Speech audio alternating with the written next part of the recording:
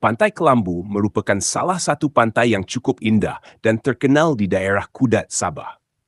Ia terletak tidak jauh dari Tanjung Simpang Mengayau, yaitu lokasi pelancongan yang populer sebagai Tip of Borneo. Dengan pasir putih yang memanjang dan air laut yang jernih kebiruan, Pantai Kelambu sering menjadi pilihan pengunjung untuk berehat sambil menikmati suasana semula jadi. Pantai ini juga menjadi salah satu lokasi kajian lapangan bagi subjek pelancongan, yang merupakan subjek minor kami. Keunikan Pantai Kelambu terletak pada fenomena alamnya yang jarang ditemui, yaitu kewujudan sebuah pulau kecil di hadapan pantai yang dihubungkan dengan daratan melalui beting pasir semula jadi. Apabila air surut, pengunjung boleh berjalan kaki melintasi beting pasir tersebut seolah-olah melintasi jambatan yang terbentuk daripada pasir. Menurut cerita penduduk tempatan, ada yang mengatakan bahawa pulau kecil tersebut menyimpan keistimewaan tersendiri, termasuk kisah mengenai air terjun di bahagian dalamnya. Walau bagaimanapun, kesahihan maklumat ini tidak dapat dipastikan kerana kawasan itu masih jarang diterokai oleh pelawat.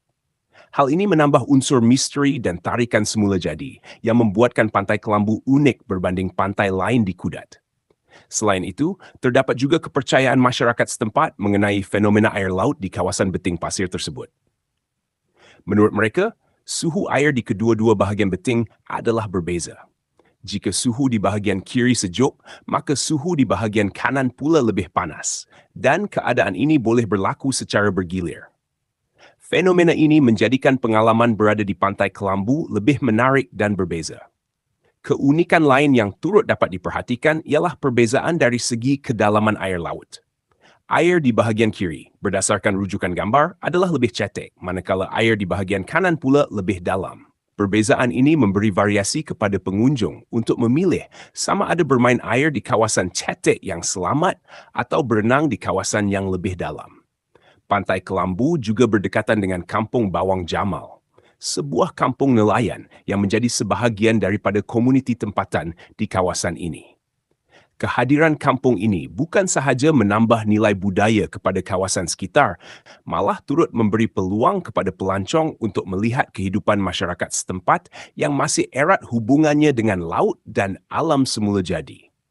Secara keseluruhannya, Pantai Kelambu bukan sahaja menawarkan pemandangan yang menakjubkan, malah turut menyimpan pelbagai kisah dan keunikan yang jarang ditemui di tempat lain.